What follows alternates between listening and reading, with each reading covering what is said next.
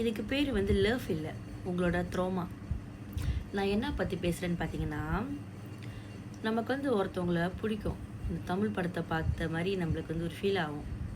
அவங்கள பற்றி நம்ம அதிகமாக யோசிக்கிறது, நம்மளோட வேலைகள், கடமைகள், நமக்குன்னு ஒரு சந்தோஷம் இருக்குது. நம்மளும் ஒரு வேல்யூபிளான ஒரு பர்சன் தானே மறந்து, அந்த பர்சனுக்கு பிடிச்ச கலரில் சட்டை போடுறது, அந்த பர்சனுக்கு பிடிச்சதெல்லாம் செய்கிறது, அவங்களுக்காகவே வாழ ஆரம்பிப்போம். ஸோ நம்ம என்ன பிலீவ் பண்ணுவோம்னா, இப்படிலாம் பண்ணால் தான் வந்துட்டு ட்ரூ லவ் போல் அப்படின்னு வந்துட்டு நம்ம வந்து நம்பிக்கிட்டு இருப்போம். ஆனால் வந்து நான் சொல்கிறேன், இது வந்து 100% லவ் கிடையாது. பிகாஸ் லவ்ன்றது நம்மக்கிட்ட இருக்கிற ஒரு வேல்யூ. அது ஒரு பணமாக இருக்கலாம், ஒரு கெரியர் கோலாக இருக்கலாம், நம்மளுக்குள்ளே இருக்கிற சந்தோஷமாக இருக்கலாம், நிம்மதியாக இருக்கலாம். இது எல்லாத்தையுமே வந்து அதிகரிக்க தான் உதவணும்னு தவிர்த்து இருக்கிறதே நம்மளுக்கு வந்து ஓட்டாண்டி ஆக்கிறதுக்கு வந்து கிடையாது. தட் மீன் உங்கள்கிட்ட இருக்கிற பணத்தெல்லாம் அவங்க சுரண்டிக்கிறதோ, இல்லை உங்கள்கிட்ட இருக்கிற கொஞ்சம் நஞ்சம் சந்தோஷம் நிம்மதியும் அவங்க வந்து எடுக்க பார்க்குறதோ, இல்லை அவங்க எதுவும் சொல்லியிருக்க மாட்டாங்க, பட் நீங்கள் வந்து அந்த மாதிரி ரியாக்ட் பண்ணியிருப்பீங்க. இதெல்லாம் நீங்கள் பண்ணிக்கிட்டு இருந்தீங்கன்னா, and you are expecting some to love you, to value you, to be forever yours, இது பாசிபிள் இல்லை. இதனால தான் பல பேருக்கு அது ஒரு கேள்வி வரும்.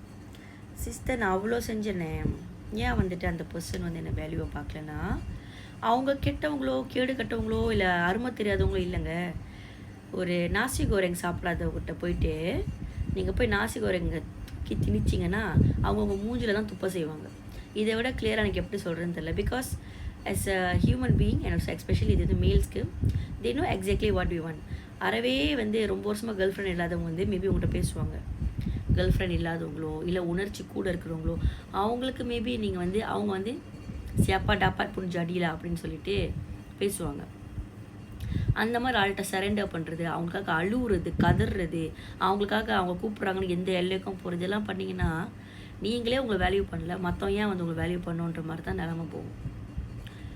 Always know what you want. What you வாண்ட்றதோட சாரி ஆல்வேஸ் நீங்கள் யாருன்றதை நீங்கள் முழுமையாக உணருங்க.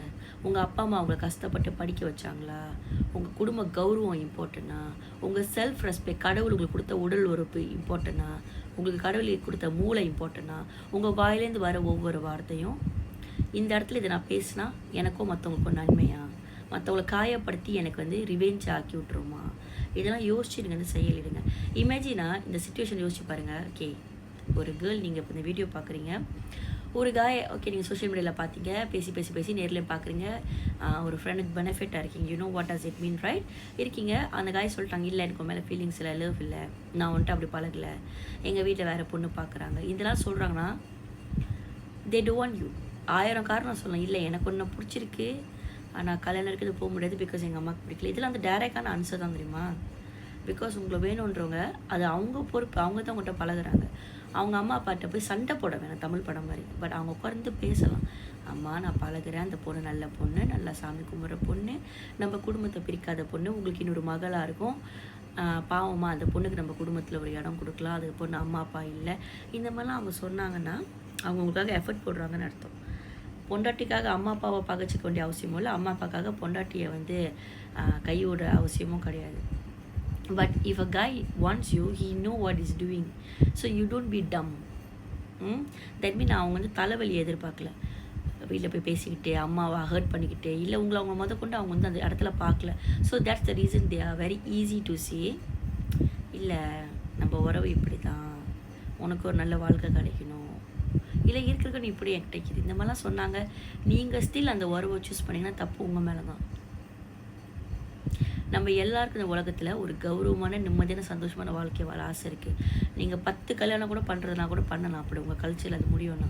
ஆனால் as long அந்த பர்சன் ஊரறிய உங்களை காட்டிக்கிற ஒரு பர்சனாக இருக்கணும், உங்களை எந்த வகையிலையும் வந்து ஹார்ம் பண்ணாத ஒரு பர்சனாக இருக்கணும், கெட்ட வார்த்தை பாய்க்கிறதோ, காரணம் இல்லாத விஷயத்துக்கு உங்களை அடிக்கிறதோ, சண்டை போடாததோ, இந்த மாதிரி ஒரு ஆளாக இருக்கணும். யூனோ வாய் நீங்கள் வந்து உங்களுக்கு மட்டும் ஒரு லைஃப் பண்ண தேடல, உங்களை நம்பி பிறக்கிற இந்த உலகத்தில் பிறக்கிற அந்த இன்னசென்டான குழந்தைங்களுக்கு ஒரு அப்பா அம்மா ஃபாரெவராக ஒரு சப்போர்ட் சிஸ்டம் தேடுறீங்க. எல்லா வகையிலையுமே, பண ரீதியாக, அன்பு ரீதியாக, அடைக்கலம் ரீதியாக, எல்லாமே.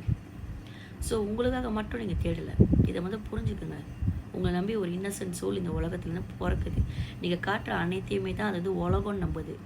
எப்படி சிஸ்டர்னு கேட்குறீங்களா? இப்போ இமேஜின் ஒரு 4 குழந்தை பிறக்குது. ஓகே, ஒரே ஹாஸ்பிட்டல் 4 குழந்தை வந்து ஒரே நாளில் பிறக்குது. அது வந்து சைக்காலஜியில் வந்து என்ன சொல்லுவாங்கன்னா தபுலா ராசான்னு சொல்லுவாங்க. ராசா அப்படின்னா என்னன்ட்டுனா ஒரு பிளாங்க் ஸ்டேட். ஒரு குழந்தைக்கு வந்து நம்ம தான் வந்து காட்டுவோம், இதான் சாப்பாட்டு, இதெல்லாம் நீ சாப்பிடலாம், இதெல்லாம் நீ சாப்பிடக்கூடாது, இதெல்லாம் செடி கொடி, இதெல்லாம் வந்து மேஜனாக்காளி, இது மங்கு, இதெல்லாம் கடிச்சு நீ சாப்பிடக்கூடாது, உயிருக்கு ஆபத்து, இது மட்டும் தான் சாப்பாட்டு. தமிழில் தான் நம்ம கழிச்சு நம்ம தமிழ் தான் பேசுவோம்.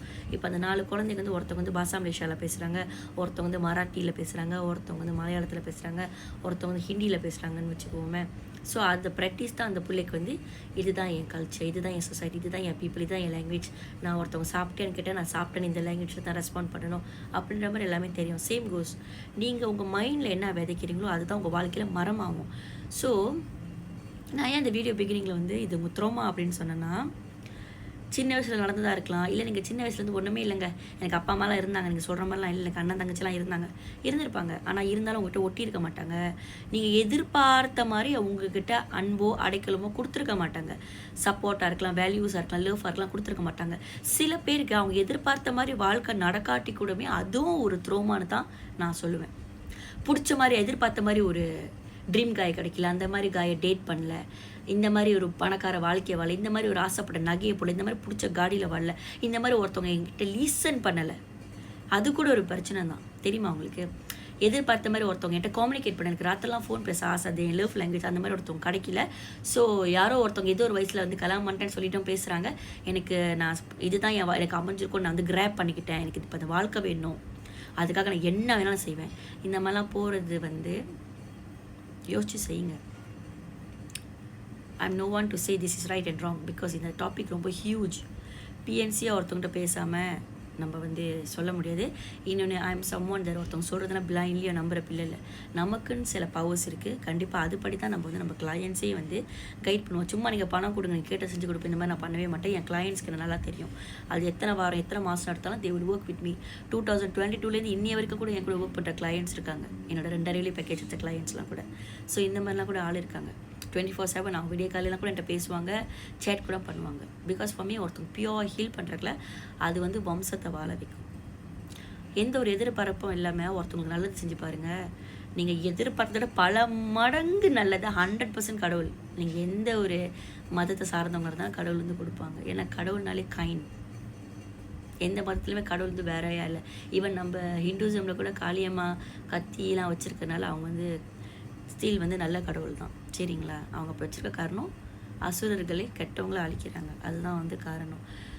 இமேஜினா இப்படி ஒரு பொண்ணு ஒரு காயை மேனிஃபெஸ்ட் பண்ண நினைக்கிறீங்க, ஓகே, அதை நம்ம சொல்ல வந்தல ஒரு ஸ்டோரி. சோஷியல் மீடியாவில் கண்டாயாவது நேரில் பார்க்குறீங்க, பழகிறீங்க, ஃப்ரெண்டுக்கு பெனிஃபிட் இருக்கீங்க, எதுவோ பண்ணி தலை கீழே தண்ணி குடிச்சு அவரை கல்யாணம் பண்ணிட்டீங்க. கல்யாணம் பண்ணி உங்களுக்கு ஒரு 2-3 பிள்ளை பிறந்துருச்சு அவர் கூட. நீங்கள் பிள்ளைக்கு டைப்பர் மாற்றுறீங்க, பிள்ளைக்கு சும்மா பால் கொடுக்குறீங்க, பிள்ளையை க்ளீன் பண்ணுறீங்க, வீட்டையும் சுத்தம் பண்ணிக்கிறீங்க, அவருக்கும் ருசியாக சமைச்சு போடுறீங்க, அவரையும் சந்தோஷமாக மனசுக்கு போகாமல் பெட்டில் பார்த்துக்கிறீங்க. எல்லா குறையும் இல்லாமல் நீங்கள் பார்த்துக்கிட்டோம். நல்லா கேளுங்க. ஏட் அவங்களுக்கு உங்கள் மேலே இன்ட்ரெஸ்ட்டே வரல. அவங்க வேலை முடிஞ்சு வராங்க, திரும்ப எங்கேயும் வெளியே போகிறாங்க, எங்கே போகிறோம் எங்கே வரோன்றது உங்கள்கிட்ட ஷேர் பண்ணல. வீட்டுக்கு வந்தாலும் உங்ககிட்ட உங்கள் வேலையை குறைக்கமா, நான் மக்க கலக்கி கொடுக்குவாமா, நான் தண்ணி கலக்கி கொடுக்குறேம்மா, நான் காலம்பி விடுவா, அன்பு அரவணைப்பெல்லாம் அவங்க கொடுக்கல. அவங்க பாட்டுக்க ஃபோன் நோண்டுறாங்க, தூங்குறாங்க. நாளைக்கு அவங்களுக்கு என்ன பிளான் ஒரு மனைவி அவங்களுக்கு தெரியாது. அப்போ ஐயோயோ என் வாழ்க்கையே போச்சா, இவனை போய் தேர்ந்தேன்னு நீங்கள் சொல்கிறது எந்த புண்ணியமோ இல்லை. பிகாஸ் நீங்கள் வந்து வேணாலும் தெளிவாக சொன்ன ஆளுகிட்ட தொங்கிட்டு போகிறீங்க. நீங்கள் கேட்கலாம், சிஸ்டர் அப்போ எதுக்கு நீங்களாம் மேனிஃபெஸ்ட் கற்றுக் கொடுக்குறீங்க? மேனிஃபெஸ்ட்டில் மற்றவங்க என்ன சொல்கிறாங்களா எனக்கு தெரியாது. நான் வந்து உங்களோட குயின் எனர்ஜியை லெவல் அப் பண்ணுவேன். குயின் எனர்ஜினா இன்னொருத்தவங்களை அடிமைப்படுத்தல, தெரியுமா? ரேஷ்னலாக முடிவெடுக்க, எது உனக்கு சரி தப்புன்னு உனக்காக நீ வாழ்கிற, உனக்கு நீ தெரிஞ்சுக்கோ.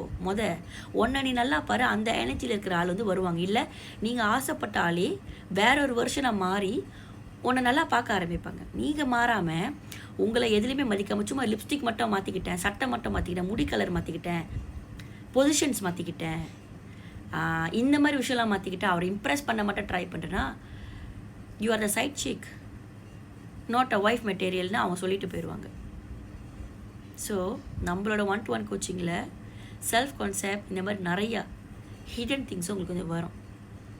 God bless you. இந்த பௌர்ணமி வீக்கை நல்லபடியாக யூஸ் பண்ணிக்கங்க. நல்லது.